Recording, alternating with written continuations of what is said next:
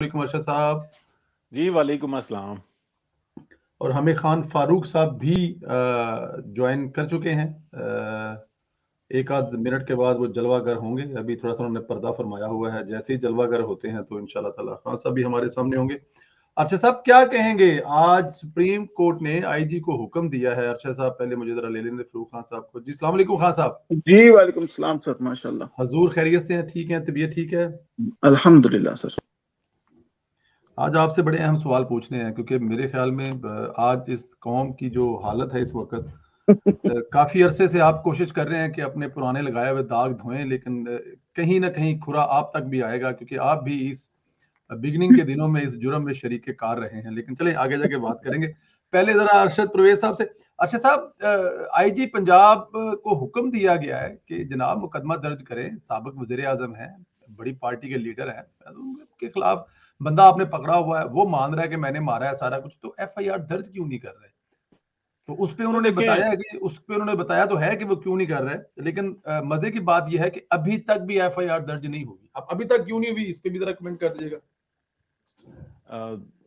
बहुत शुक्रिया जी। देखें, ये जो पीटीआई को यानी कि इमरान खान को जो एडवाइस आती है या ओपिनियंस जो आती हैं डायरेक्टली, वो आती हैं या तो लंदन में एक मरकज है, और या फिर वो इसराइल से आती हैं, तल अवीव से। और ये ठीक। एग्जैक्टली वहीं से आती हैं जहाँ से जमात अहमदिया को आती हैं। और जो इसका जो इंतज़ामी सेल है, वो जो जमात अहमदिया का है, वो इसराइल में है। और जो मेन जो यानी कि जिस पे अमल दरामद किया जाता है कि इनके फाइनेंस का, वो लंदन से किया जाता है। और इनके जितने फाइनेंस हैं वो पाउंड में काउंट होते हैं। इनके ज़कात खैरात मामलात इसी तरीके से, यानी कि ये सिक्का बंद है, ये ताज बरतानिया के अंडर चलते हैं।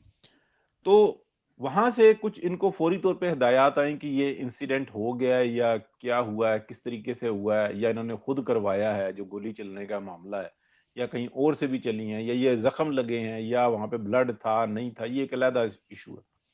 लेकिन उसके अंदर ये था कि आप 3 इस्तीफों की डिमांड करो, एक इस्तीफे के ऊपर बात रहेगी, मामला सुप्रीम कोर्ट में जाएगा, और सुप्रीम कोर्ट में जो हम ख्याल जजेस हैं वो इसी काम के लिए बैठे हुए हैं। उनकी तनख्वाहें या उनकी हरामखोरियों की जो मामलात हैं उसके ऊपर पर्दा इसीलिए है कि वो इन चीजों को तहफुज दें, काले करतूतों को, और पाकिस्तान को डिस्टेबल करें।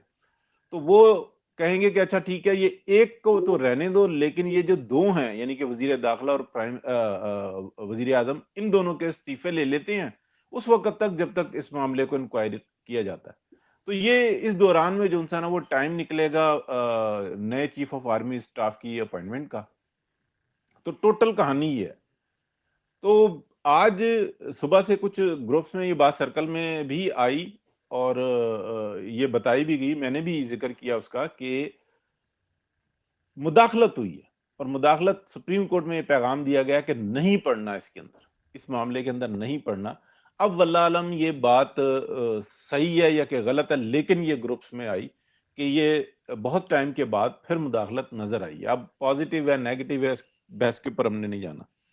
तो मेन जो सा ना इशू वो ये है कि इमरान खान साहब हर तरह से ये प्ले कर रहे हैं, और उनकी सोच में भी ये बात बिठा दी गई है, और पाकिस्तान की अवाम को भी ये बात बता दी गई है कि खान साहब भी गवाह हैं, आप भी गवाह हैं, कि हम पिछले 3 साल से ये बात कर रहे हैं, मुसलसल बता रहे हैं कि ये जो डॉक्ट्राइन आई है उसका एक जो नुक्ता है वो ये भी है कि फौज को अवाम के हाथों जलील करवाना।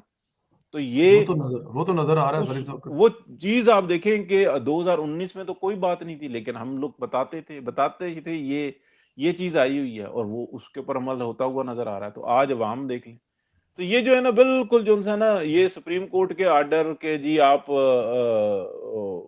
एफआईआर दें, तो एफआईआर में अगर एक जर्नल का नाम चला भी जाए तो क्या फर्क पड़ता है? कोई फर्क नहीं पड़ता, लेकिन उसको इशू बना लिया गया।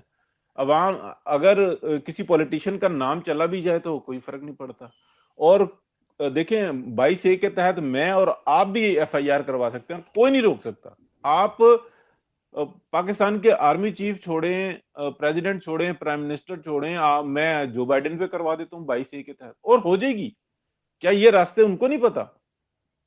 کیا اس کورٹ آرڈر کو کیسے نکلوانا ہے نہیں پتا, کیا آن لائن سسٹم نہیں ہے, لیکن یہ لوگوں کا ذہن خراب کرنا, لوگوں کے ہاتھوں جنسانا, اب آ کر یعنی کہ پہلے تو پاکستان کو ذلیل کروانا, ابھی افواج پاکستان کو اور ہر ادارے کو ملیا میٹ کرنا, یہ ہے مین خان صاحب کا پروگرام, جو کہ ان کو ہدایات ملتی ہیں جو سٹارٹنگ میں بتا چکے, اسرائیل سے اور لنڈن میں ایک جگہ ہے وہاں سے یہ ملتی ہیں. ٹھیک, بالکل ٹھیک ہے. خان صاحب ابھی تک بھی ایف آئی آر درج نہیں ہوئی, اندازہ کریں ذرا. اب تو سپریم کورٹ نے بھی کہہ دیا کہ 24 گھنٹے کے اندر اندر چاہیے, اور پرویز الہی صاحب جو ہیں, سنا یہ ہے کہ وہ خان صاحب کو اکڑ گئے ہیں, کہہ رہے ہیں جی کہ یہ کام تو نہیں ہوگا, آپ چاہتے ہیں تو میں استعفیٰ دے دوں گا. خان صاحب اتنی بڑی طاقت کہاں سے بن گئے, یا کیا ان کے پیچھے, ارشد صاحب جن طرف اشارہ کرتے ہیں ایک تو کمنٹ کیجئے, خان صاحب کے پیچھے پاکستان کی 6-7-8 لاکھ کی جو آرمی ہے وہ ایک سائڈ پہ کھڑی ہوئی ہے. خان صاحب ڈائریکٹ ان کو گالیاں دے رہے ہیں, ملک کے وزیراً کو گالیاں دے رہے ہیں, وزیر داخلہ کو گالیاں دے رہے ہیں, ساتھ میں یہ کہہ رہے ہیں کہ آپ تینوں استعفیٰ دے دیں, چاہے آپ لوگ شریک جرم ہیں یا نہیں ہیں, میری تسلی ہو جائے گی. کون سی اتنی بڑی طاقت ہے خان صاحب کے پیچھے سے؟ ان کو بہت عرصہ پہلے سن 2000 سے لے کر کے سن 2004 کے درمیان میں غالباً ان کو کچھ لیکچرز دیے گئے تھے ایرانین انقلاب کے پس منظر اور پیش منظر, کہ ایرانین انقلاب جو تھا اس سے پہلے کیا حالات تھے, کیا محرکات تھے, ڈائنامکس, اور پھر اس کے بعد کیا حالات تھے. تو اس میں ان کو درمیان میں کسرا, ایران کے قدیمی بادشاہ کسرا کے بارے میں بھی انفارمیشن ملی تھی کہ وہ ایک موونگ تخت کے اوپر بیٹھ کر وہ اپنی رعایا کے سامنے وہ اس طرح سے گفتگو کیا کرتا تھا کہ رعایا اس کو پھر خراج عقیدت دینے کے لیے جب آتے تھے تو وہاں سے وہ ریکروٹنگ کرتا تھا. اچھا جی. تو یہ جو ٹرک انہوں نے بنائے یہ بالکل, اور کبھی کبھی پرانی باتوں میں خان صاحب کی آپ دیکھیں گے وہ ڈاکٹر علی شریعتی کا ذکر کرتے ہیں, جو کہ ایک مفکر ہیں اور ان کی بڑی ڈیفرنٹ تھاٹ بھی ہے, سارا کچھ ہے, مگر ان کو ہٹلر کے بعد ایرانین کنگڈم جو تھی پرانی والی اور امام خمینی کے حوالے سے بھی ایک ان کو, کیونکہ یہ ایک تو اس زمانے میں گرو اپ ہوئے, یاد ہوگا آپ کو یہ ہپی کلچر کا زمانہ تھا نا شاہ کا, تو یہ ان چیزوں کو بڑے اچھی طرح سمجھتے بھی ہیں. وہی کسرا والا جو موڈ ہے وہ یہاں لے کر آئے ہیں, اور ان کے جو ارد گرد سر سپانسرز ہیں, یار یہ یقین کریں کہ عمران خان صاحب اکیلے نہیں ہیں, ان کے ساتھ کے پی کے اندر سے متاثرین کے فیملیوں کے اتنے زیادہ لوگ ہیں کہ وہ ایک تھریٹ ہے. یقین کریں اگر آپ ان کے ساتھ کسی مصلحت کی بات کریں, کسی گنجائش کی بات کریں, تو وہ گن آپ کی طرف کر لیں گے. یہ بہت بڑا مسئلہ ہے یہ, اور اس کا مسئلے کا بنیادی اصول بھی یہی ہے کہ مشرف صاحب کے زمانے میں ان آبادیوں کے اوپر F-16 سے بمباریاں ہوتی رہی ہیں جی. تو اب وہ جب لوگ آتے ہیں تو ان کے علاقے میں جو آدمی وہاں پر سیکیورٹی ڈیٹیل میں اپنی ذمہ داری قومی ادا کر رہا تھا وہ آج لیفٹیننٹ جنرل ہے. یہ سمجھ رہے ہیں آپ نکتہ؟ تو ان کے جو سپانسرز ہیں سر, وہ سپانسرز ان سے یہ سارا کام یہ کروا رہے ہیں اور ری گروپ ہو رہے ہیں. دوسری بات پریشر ٹیکٹک ہوتی ہے اس میں پولیٹیکل ڈیمانڈز کے اندر, کہ آپ ایک عوام کا ہجوم لے کے آتے ہیں, ہلکا پھلکا ٹھیک ہے یہ بھی, اور جوڈیشل پریشر بھی لے کے آتے ہیں کہ بھی فالو دا لا فالو کرو. اور تیسرا جو ہوتا ہے وہ پولیٹیکل پریشر ہوتا ہے, وہ جو آپ دیکھ رہے ہیں کہ چاہتے ہیں کہ مونس الہی جو ہے وہ اس کو کر کے دے, اور وہ کر کے دے گا. اس کو اگر اپنے والد کے ساتھ لڑنا بھی پڑا معاذ اللہ تو وہ لڑے گا, کیونکہ وہ بھی برین واشڈ ہو چکا ہے, وہ اپنے گھر سے بھی برین واشڈ ہو گیا. تو یہ تینوں طرف سے یہ ڈال رہے ہیں. اب ہم آئیڈیا یہ لگا رہے ہیں کہ شاید عمران خان صاحب حکومت مانگ رہے ہیں. آپ غور کریں, عمران خان صاحب حکومت سے بھی اوپر چلے گئے ہیں. وہ اب اس پاکستان کے جو سیکیورٹی اسٹیبلشمنٹ ہے وہ اس کو یہ عموماً نفسیات سے پہلے ہوتی ہے اور پھر جنگ میں بھی ہو جاتی. ٹھیک ہے نا, یہ پہلے نفسیاتی وہ ہوتا ہے نا ہار, پہلے آپ مینٹلی ہارتے ہیں, ڈی مورلائز ہوتے ہیں, اور پھر آپ دیکھ بھی لیں کہ ہمارے پاس پولیس افسرز کی ویڈیوز آ رہی ہیں کہ جو پولیس افسران ان لوگوں کو، پولیس افسروں کو، پولیس ورکرز کو، یعنی پولیس مین کو گالیاں دیتے ہیں، ڈانٹ ٹپٹ کرتے ہیں، وہ اس چکر میں کہ بھئی آپ عمران خان کو پکڑیں یا اس کے لوگوں کو پکڑیں، اور وہ نہیں پکڑ جاتے.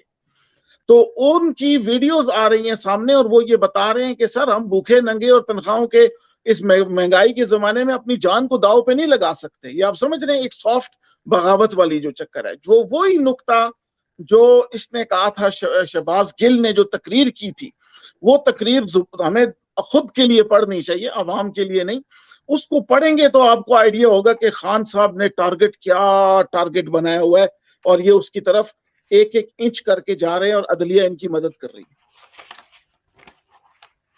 بڑا خطرناک پلان ہے جی عمران خان صاحب کا، اور میرے خیال میں وہ کسی حد تک کامیاب بھی نظر آتے ہیں.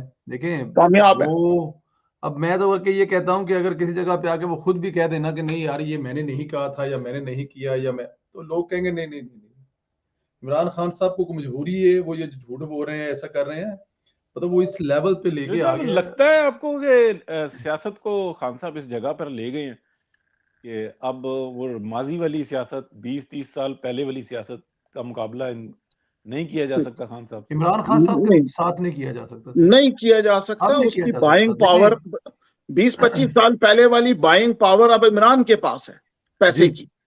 ٹھیک ہے. اور تقریباً امریکن الیکشن سسٹم کی جو نفسیاتی ڈیٹا بینکس ہیں، ڈیٹا بیسز ہیں، جو نفسیات کی حوالے سے اپنے ووٹر گروپ کو کیسے مینج کرنا ہے، وہ ان کے پاس ہے.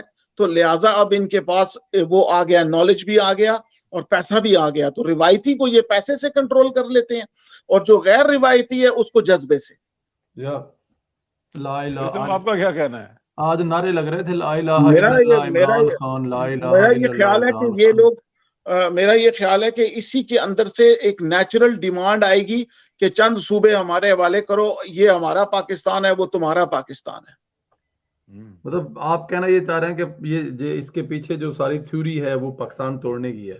سر جو آپ دیکھیں گے کہ جماعت احمدیہ جس کا نام لیا جاتا ہے، ان کا بڑا آئیڈیا کیا ہے کہ اکھنڈ بھارت، تاکہ ان کا وہ ملک بن جائے ان کا بھی.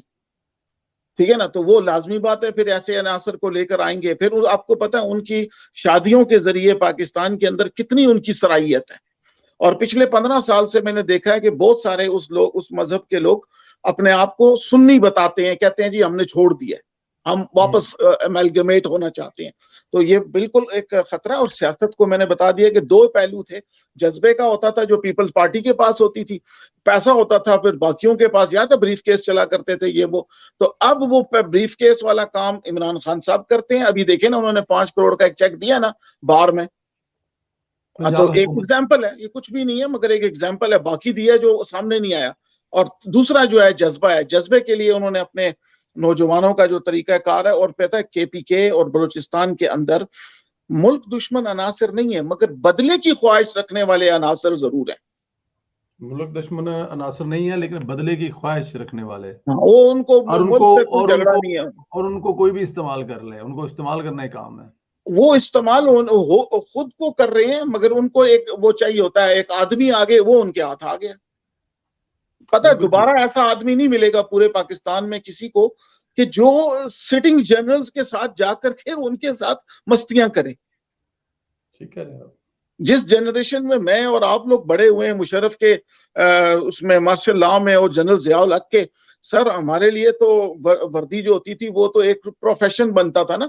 ان کے لیے جو ہے وردی ایک مثال، اللہ معاف کرے، وہ انہوں نے گالی تیسی بنا دی ہے. ایک ویڈیو